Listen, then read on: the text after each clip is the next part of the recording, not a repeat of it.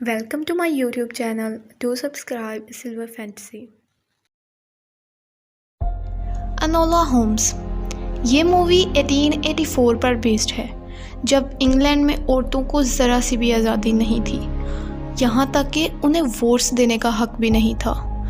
वहाँ की औरतें ग्लव्स और हैट्स के बगैर बाहर आना अच्छा नहीं समझती थी। और तब अनोला होम्स, जी हाँ, शेरलॉक होम्स की बहन अनोला होम सबसे अलग थी और उसे सबसे अलग बनाने में उसकी माँ का हाथ था। अनोला की माँ को शब्दों से खेलने का बहुत शौक था। उसने अनोला का नाम भी खुद ही रखा था। जैसे अनोला को उल्टा लिखें तो अलोन बन जाता है, वो ऐसी कोडिंग अनोला को भी सिखाया करती थी और अक्सर उसके साथ शब्दों से खेला करती थी। अनोला का बाप उसके बचपन में ही मर गया था और उसके दोनों भाई उनके साथ नहीं रहते थे। माइक्रॉफ्ट होम्स, जो कि इंतहाई खड़ूस आदमी था, और शेरलॉक होम्स, जिसकी नज़र से कुछ नहीं बचता था, यानी कि जीनियस, वो दोनों डिटेक्टिव थे। अनोला की माँ ने उसे हर हुनर सिखाया था, सिलाई बुनाई का नहीं, बल्कि लड़ना, खेलना, कसरतें करना, जिस्मानी भी और मानसिक भी, जो कि अनोला को भी जीनियस बनाती थी। अनोला का 16th बर्थडे था। जब उसकी आँख खुलती है तो वो देखती है कि उसकी माँ घर पर नहीं है। उसकी माँ उसे छोड़कर कहीं चली गई थी। वो बहुत ही परेशान हो जाती है और अपनी माँ को ढूंढने के लिए अपने दोनों भाइयों को बुलाती है। अनोला अपने भाइयों को लेने ट्रेन स्टेशन जाती है। पहले तो वो दोनों अनोला को पहचान नहीं पाते, क्योंकि बचपन के बाद उन्होंने अनोला को अभी देखा था। लेकिन जब अनोला उन्हें अपना तारुफ करवाती है तो माइक्रॉफ्ट को अनोला की हालत बहुत ही अजीब लगती है, क्योंकि ना तो अनोला ने ग्लव्स पहने थे और ना ही हैट। माइक्रॉफ्ट अनोला को लड़कियों जैसी अदाएं और नज़ाकतें सिखाना चाहता था, इसलिए वो उसे ऐसे स्कूल में भेजने का फ़ैसला कर लेता है। लेकिन अनोला वहाँ नहीं जाना चाहती, क्योंकि अनोला तो आज़ाद थी, उसे ये सब कैद लगती थी।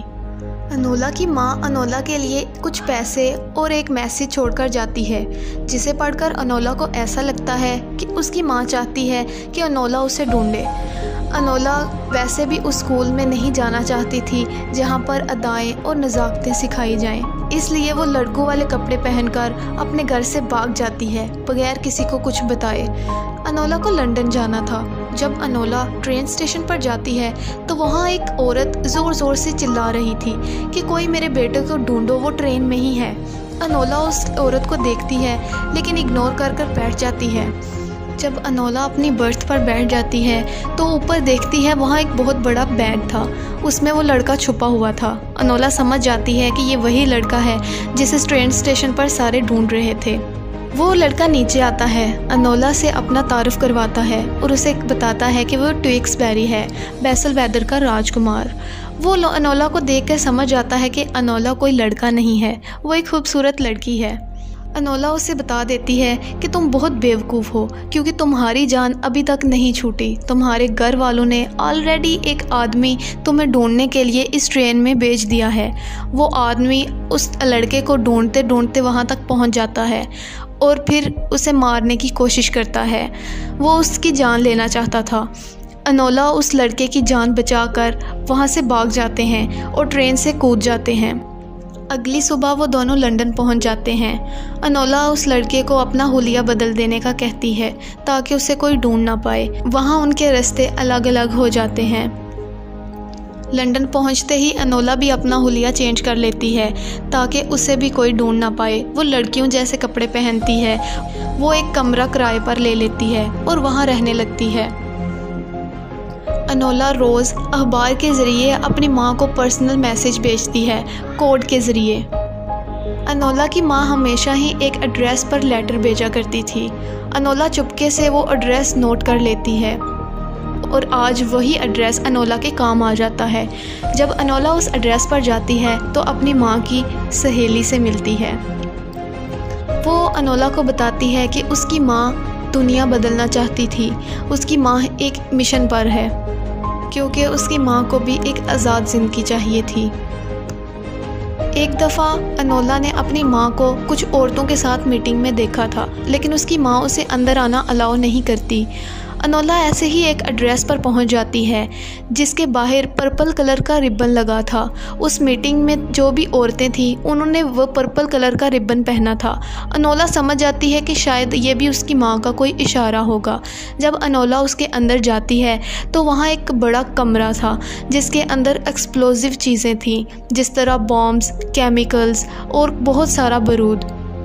अनोला ये सब देखकर एक दफ़ा डर जाती है, लेकिन उसे इतना ज़रूर पता चल जाता है कि उसकी माँ वाकई किसी मिशन पर है और उसका कोई प्लान है।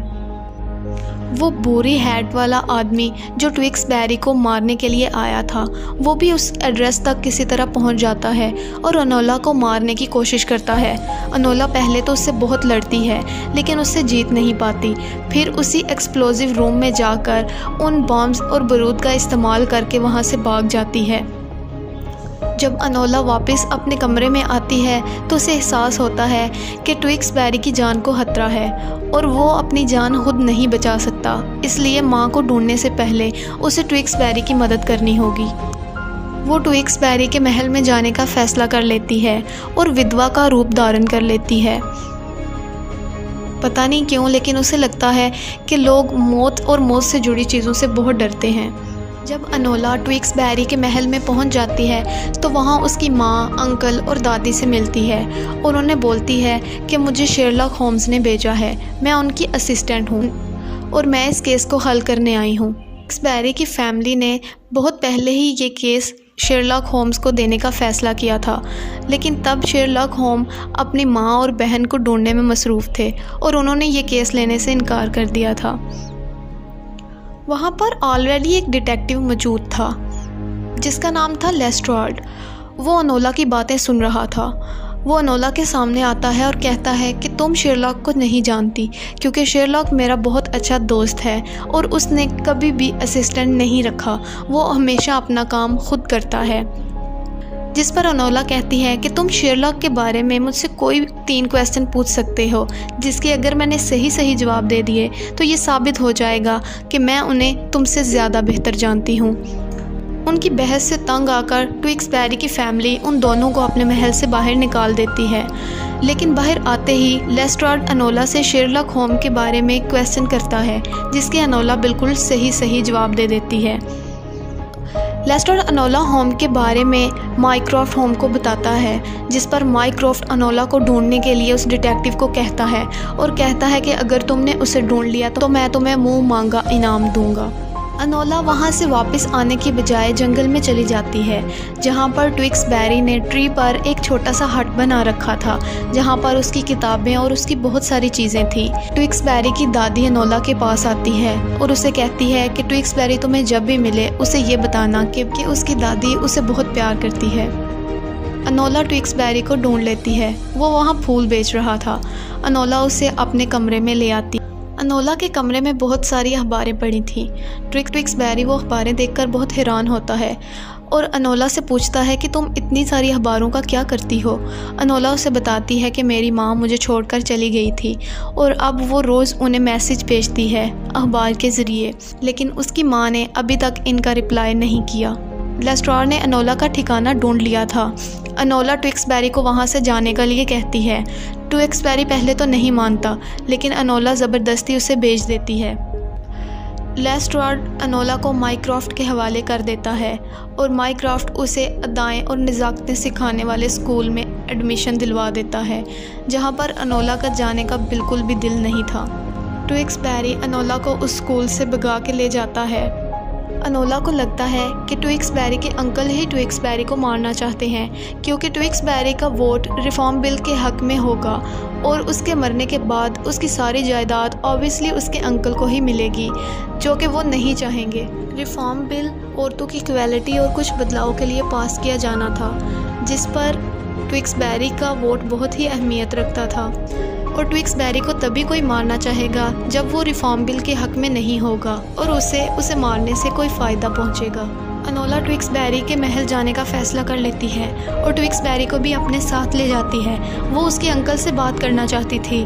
जब वो वहाँ जाते हैं तो घर पर कोई नहीं होता, लेकिन वही भूरी टोपी वाला आदमी ज़रूर होता है। वो उन दोनों पर हमला कर देता है। लेकिन वो दोनों उससे बहुत लड़ते हैं और किसी तरह बच जाते हैं। लेकिन तभी वो देखते हैं कि ट्विक्सबेरी की दादी ट्विक्सबेरी पर शूट कर देती है, जो अनोला देखकर बहुत हैरान हो जाती है। उसे लगता है कि ट्विक्सबेरी मर गया है, लेकिन ट्विक्सबेरी ने बुलेट प्रूफ शीट पहनी होती है जिससे उसकी जान बच जाती है। लेकिन उन्हें पता चल जाता है कि ट्विक्सबेरी को कौन मारना चाहता था। शेरलॉक होम भी ये सारा केस सुलझा चुका था और उसे पता चल चुका था कि ट्विक्सबेरी की जान कौन लेना चाहता है, इसलिए वो पुलिस को कहकर उसकी दादी को गिरफ्तार करवा लेता है। और फिर जब सब कुछ ठीक हो जाता है तो अनोला अपने घर वापस जा रही होती है, जहां उसकी माँ उसे मिलने आती है। अनोला की माँ उसे गले से लगा लेती है और उसे बताती है कि मैं तुम्हारे भले के लिए, तुम्हारे फ्यूचर के लिए ही तुमसे दूर गई, इसलिए नहीं कि मैं तुमसे प्यार नहीं करती। और इस तरह वो उसे छोड़कर दोबारा चली जाती है, तो अनोला फिर से अलोन हो जाती है। Thanks for watching. If you guys are enjoyed my video, don't forget to subscribe. Silver Fancy.